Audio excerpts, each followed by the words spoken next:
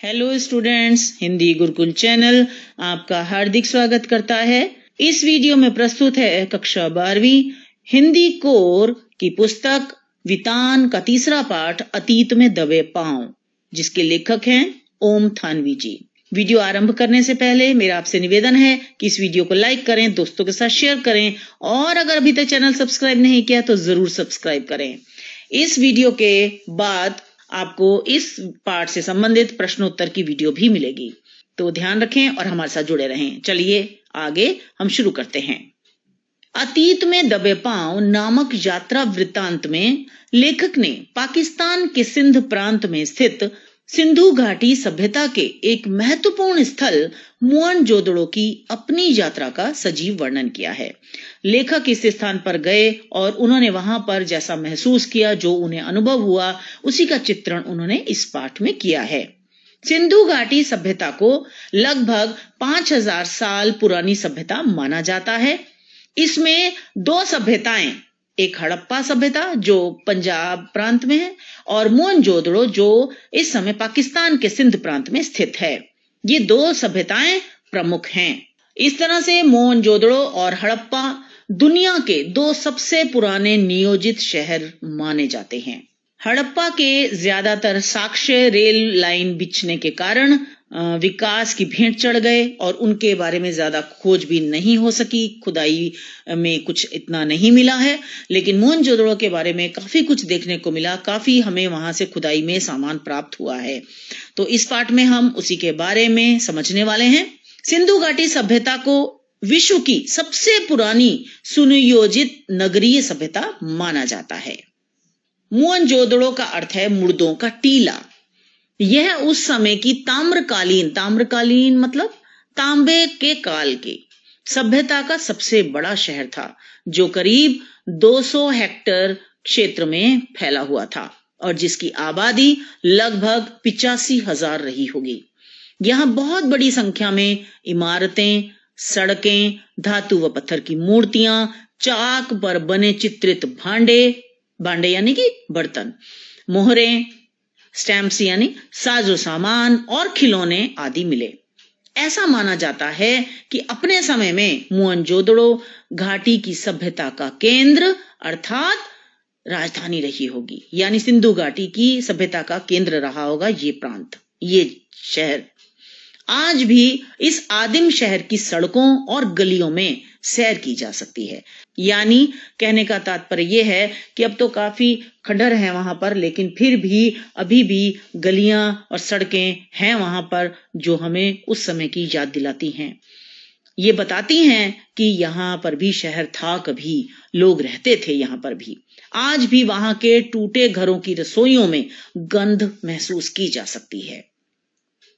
मोहनजोदड़ो में एक प्राचीन बौद्ध स्तूप भी है। यह स्तूप वाला चबूतरा, छात्रों आप देखें, मैंने आपको यहाँ पे तस्वीर भी लगाई है। स्तूप वाला चबूतरा शहर के एक खास हिस्से में स्थित है। इस हिस्से को पुरातत्व के विद्वान गढ़ कहते हैं।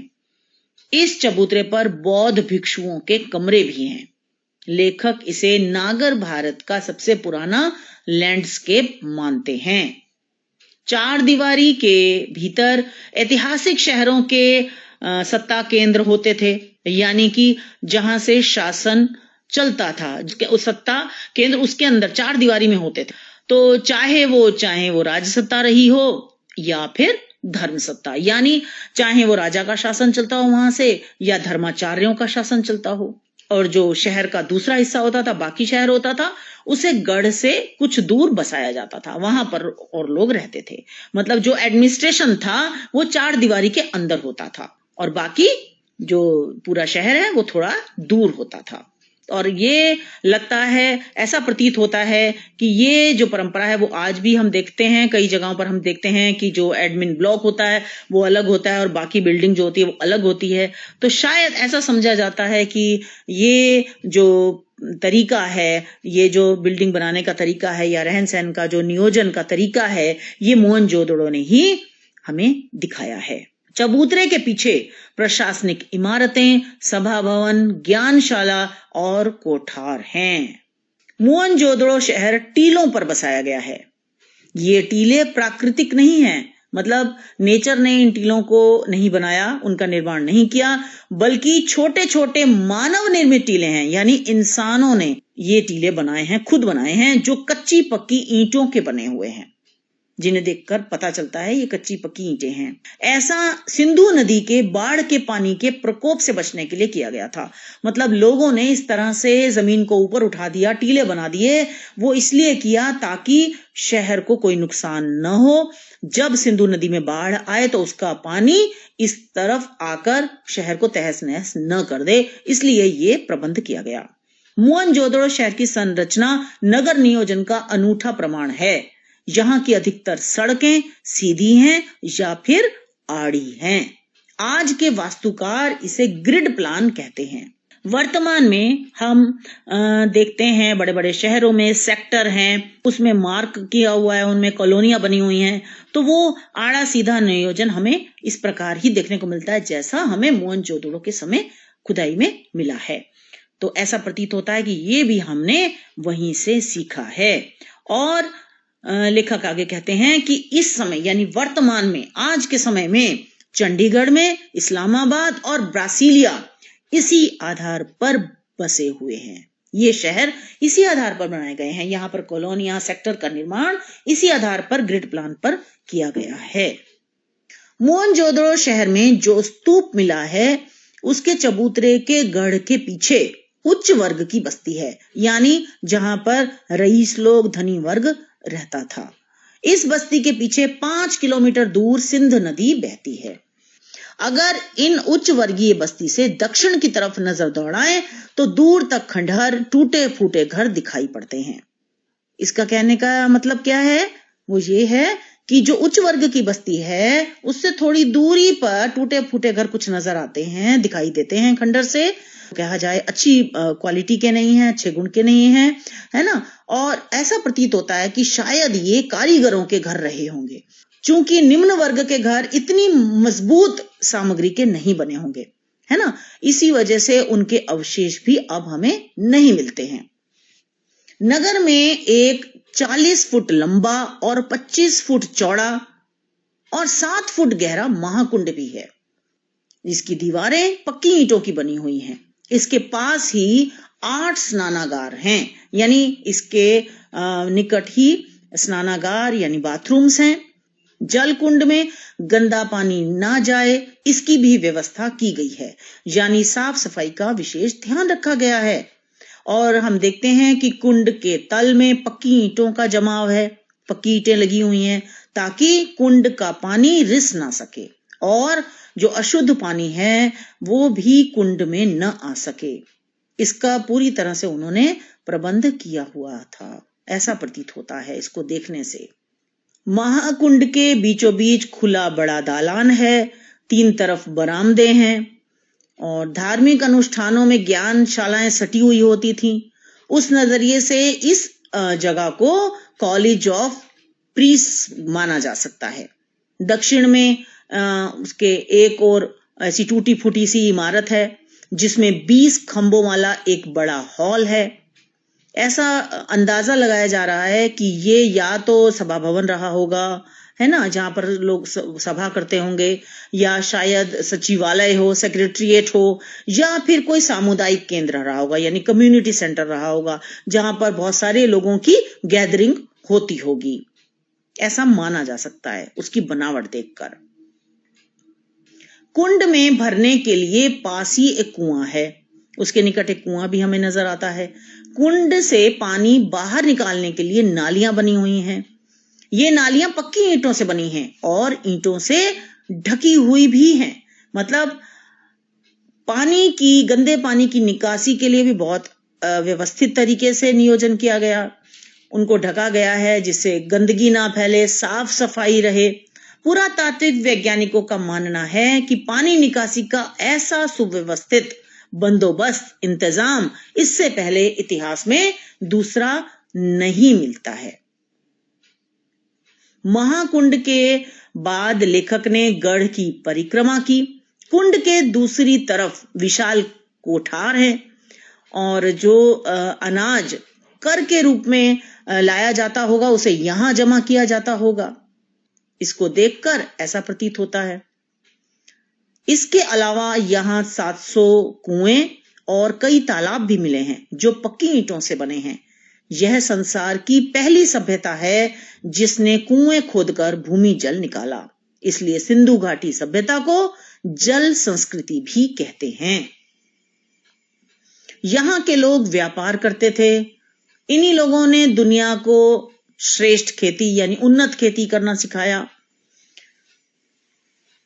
और ये तो मैं आपको बता ही चुकी हूं। विशाल कोठार भी मिला है जिसमें कर के रूप में अनाज रखा जाता था। यहाँ कपास, गेहूं, जौ, ज्वार, रागी, सरसों, बाजरा, चने, खजूर, खरबूजा, अंगूर आदि की खेती के प्रमाण भी मिले हैं, साक्ष्य मिले हैं, सबूत मिले हैं यहाँ पर। इसके अलावा झाड़ियों से लोग बेर भी जमा करते थे यहाँ। और यहाँ पे लोग खेतों की सिंचाई कुओं से करते थे। इस सभ्यता को अधिकतर विद्वान खेतीहर और पशुपालक सभ्यता मानते हैं।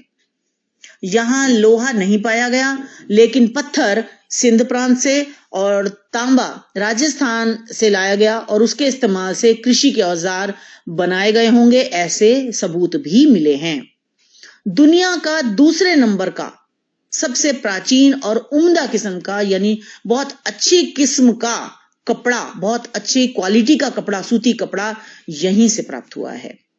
पहला प्राचीन कपड़ा जॉर्डन से प्राप्त हुआ था, लेकिन दूसरे नंबर का जो सेकंड नंबर पर है वो सूती कपड़ा यहां से प्राप्त हुआ है।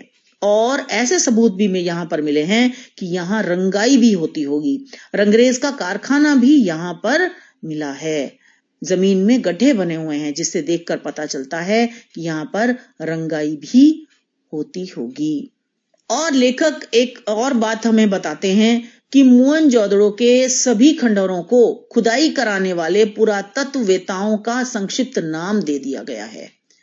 जैसे हम देखते हैं कि डीके हल का ये क्यों रखा गया नाम, दीक्षित काशीनाथ जी की खुदाई, ये इसका ये मतलब है। यानी पुरातत्ववेता काशीनाथ दीक्षित जी के नाम पर, उनके नाम के एब्रीविएशन से डीके यानी डी यानी दीक्षित और काशीनाथ के, तो डीके हल्का ऐसे नाम रखा गया है।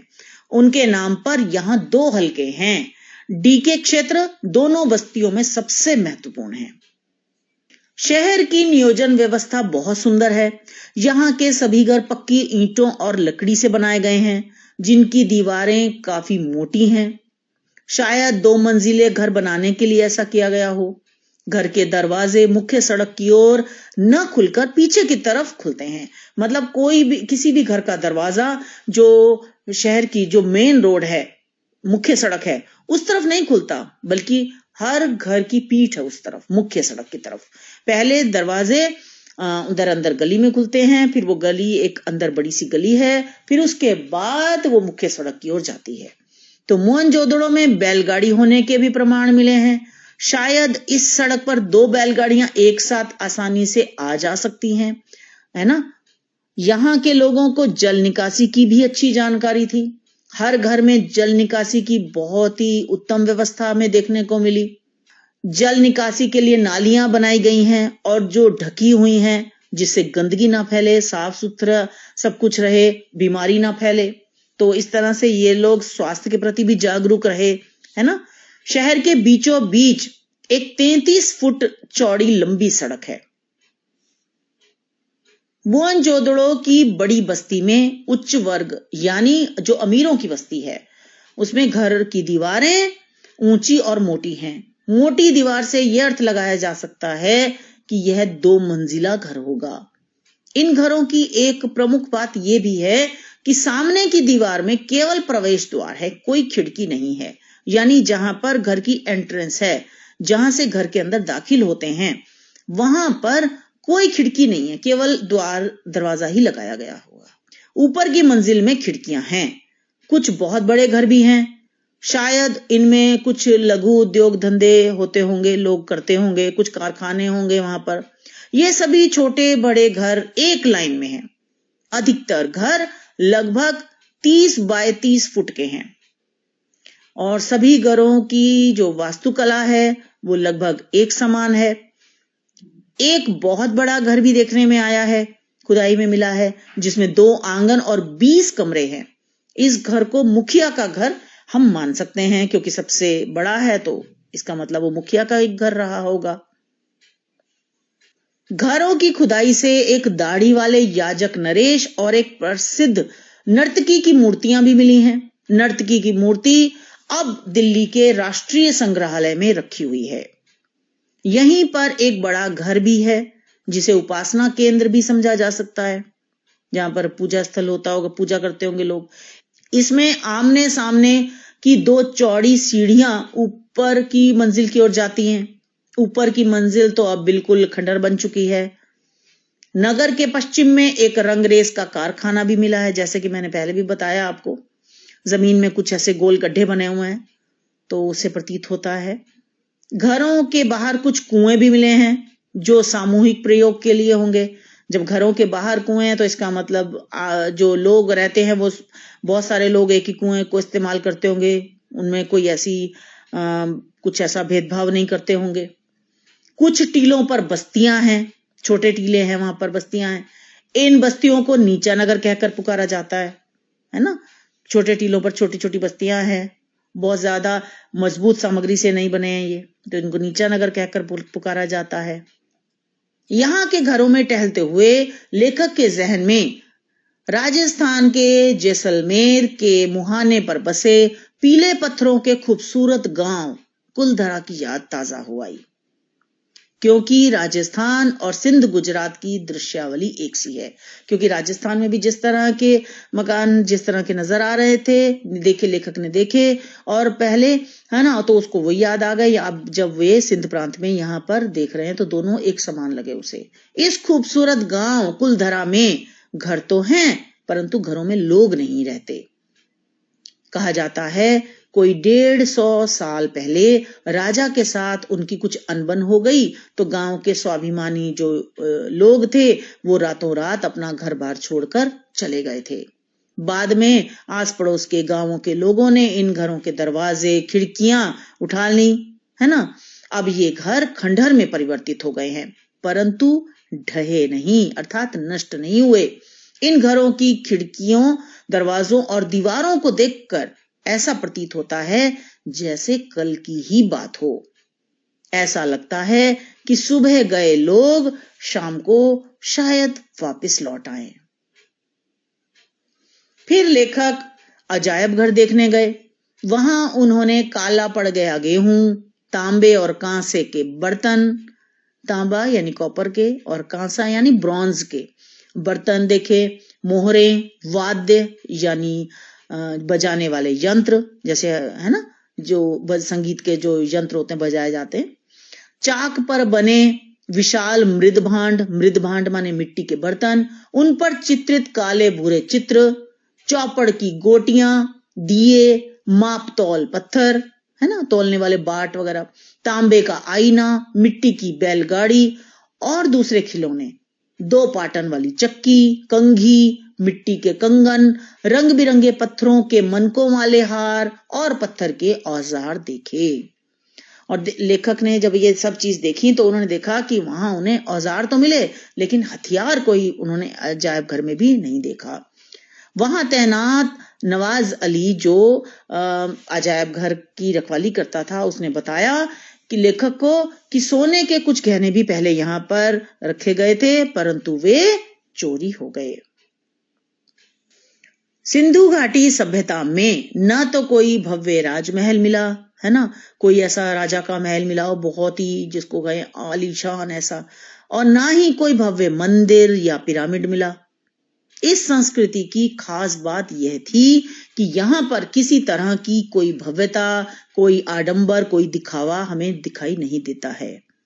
यानी मोहनजोदड़ो सिंधु घाटी सभ्यता का सबसे बड़ा नगर है, फिर भी इसमें भव्यता और आडंबर का यानी दिखावे का नामो निशान तक नहीं है।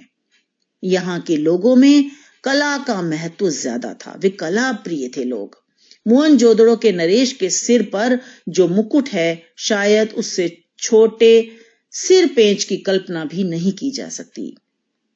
नावें भी बनावट में मिस्र की नावों जैसी होते हुए भी आकार में छोटी थीं, है ना। सार रूप में हम ये कह सकते हैं कि यह लो प्रोफाइल सभ्यता थी, अर्थात यह लघुता में भी महत्ता का अनुभव कराने वाली सभ्यता व संस्कृति थी। छात्रों, मुझे आशा है कि आपको ये पाठ अच्छी तरह से समझ में आ गया होगा। अन्य पाठों के लिए इस वीडियो का डिस्क्रिप्शन जरूर देखें। हम वीडियोस डालते रहेंगे, हमारे साथ जुड़े रहिए। तो मिलते हैं अगली वीडियो में। धन्यवाद।